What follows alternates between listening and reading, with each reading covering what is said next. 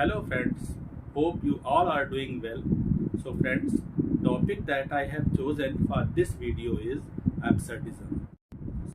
So the term absurdism refers to the works of a group of Western, European and American playwrights writing and producing plays in the 1950s and early 60s.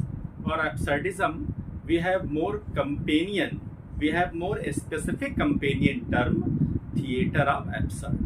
Now, the term theatre of absurd was coined by Hungarian-born British playwright Martin Julius Esslin in his book The Theatre of Absurd in 1961. The book has been called the most influential theatrical book of 1960s.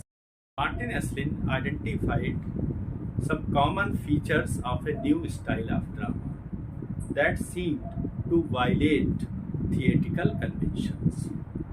The theatre of absurd is characterized by departure of realistic character. The theatre of absurd offers no clear notion of time, place in which the action occurs. The new drama violated the Greek conception of three dramatic unities or classical unities: the unity of time, place and action. In theatre of absurd, no plot, no action and the characters are limited. Characters are limited in numbers and the same characters appear in a different act and in a different scene with different identity. So characters often are interchangeable. Such type of drama explore the theme of loneliness, isolation, meaninglessness of life and the human predicament in this universe. Now, let us discuss the evolution of the term theatre of absurd. The term applied to a number of works in drama and prose fiction which have in common the sense that human condition is essentially absurd. The mood and dramaturgy of absurdity were anticipated by Alfred Jarry's French play Ubu Roi, means Ubu the King. The movement has its roots in surrealism, expressionism, existentialism, nihilism, nada and in the writings of Franz Kafka. Theatre of absurd emerged in France after the horrors of World War II. So, it was a post-World War development. The earlier tradition had included the assumption or belief that human beings are rational creatures and a part of an ordered social structure. But this notion was challenged during 1940s by a group of philosophers, most prominently Jean-Paul Sartre and Albert Camus. Albert Camus, in Myth of Sisyphus, said, "In a universe that is suddenly deprived of illusions and of light, man feels a stranger. He is an irremediable exile. This divorce between man and his life, the actor and his setting, truly constitutes the feeling of absurdity." Writers commonly associated with absurdism are Samuel Beckett, Eugene Ionesco, Jane Jennett, Harold Pinter, Edward Albee, Arthur Adamo, and Tom Stoppard. Samuel Barclay Beckett, better known as Samuel Beckett, a Nobel Prize winner born in Foxrock, Dublin, Ireland, on 13 April 1906. Beckett began his career as a teacher. Soon he was appointed teacher in a prestigious college in Paris, where he met French and Anglo-Irish intellectual circles. Beckett came in close contact to James Joyce and wrote poems, short stories, and criticism. Beckett was also appointed as assistant lecturer at Trinity College, but soon he resigned. He thought that he was teaching the topic, he was teaching the subject that he did not know. That was the real birth of a writer. Samuel Beckett's most influential and resonant play is Waiting for Godot.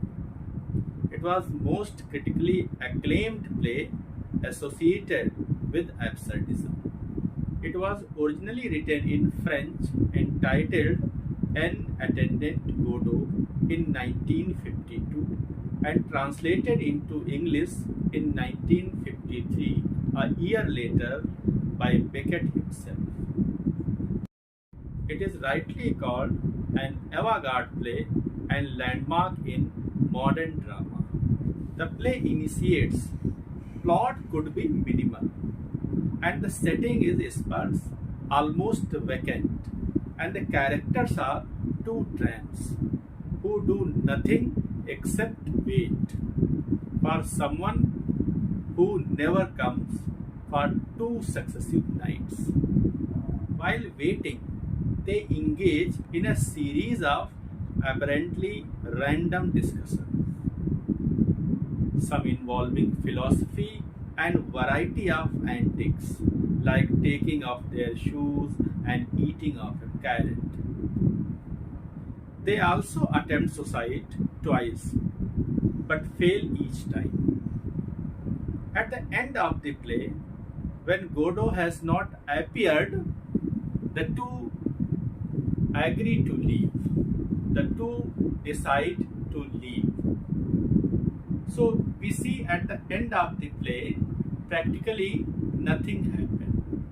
Nothing is done in it. So there is no beginning, there is no ending. Beginning is the ending of the play and ending becomes the beginning. The wheel is in full circle. Beckett's some other notable plays are Endgame, Crab's Last Tape, Happy Days, Play, Come and Go, and Breath. Beckett's Endgame is originally written in French and titled Fille Party in 1956. The title borrowed from T.S. Eliot's The Waste Land from the section Game of Chess. Beckett called Endgame as a rather difficult and elliptic. There is a critic, Jack McGovern. He stated, if Godot is the anguish of waiting, Endgame is the anguish of going. In Endgame, Beckett recreates Dante's Purgatory in the 20th century background, in the 20th century setting, both literally and metaphorically. Beckett's next important play, Crab's Last Tape, in 1958, is the first uninterrupted monologue for the live theatre. So friends, we have some important representative works of absurdism. Number 1, Jane Jennet's The Maid, Ping Pong by Arthur Adamo, and as you know, Waiting for Godot, Endgame by Samuel Beckett. Then we have important works like The American Dream and The Zoo Story by Albert Elby, and The Bald Sorpano by Eugene Ionesco. And then we have a very important play, The Homecoming by Harold Pinter. Now friends, it's time to discuss the dominant theme in absurdism. The first dominant theme is absurdity. Absurdity means it's the most obvious theme explored in absurdism, and it characterized a word that no longer makes sense to its inhabitants. The rational decisions are impossible, and all action seems meaningless and futile. And the human beings feel himself as an outsider.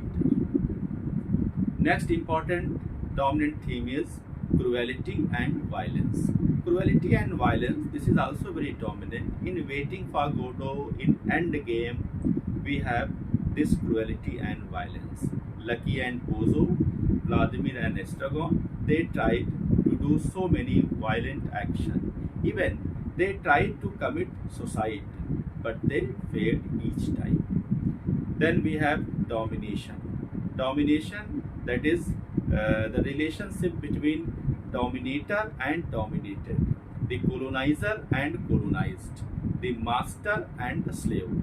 In Waiting for Godot, we have two characters, Vladimir and Estragon. There we have this kind of master and slave relation. Then we have in Endgame, in Endgame, the master and slave relationship is continued. Next important theme is futility and passivity. Futility and passivity, this is also very dominant theme. And in most of the absurdist play, we have this. Loneliness, isolation, and materialism. These are the dominant themes of absurdism.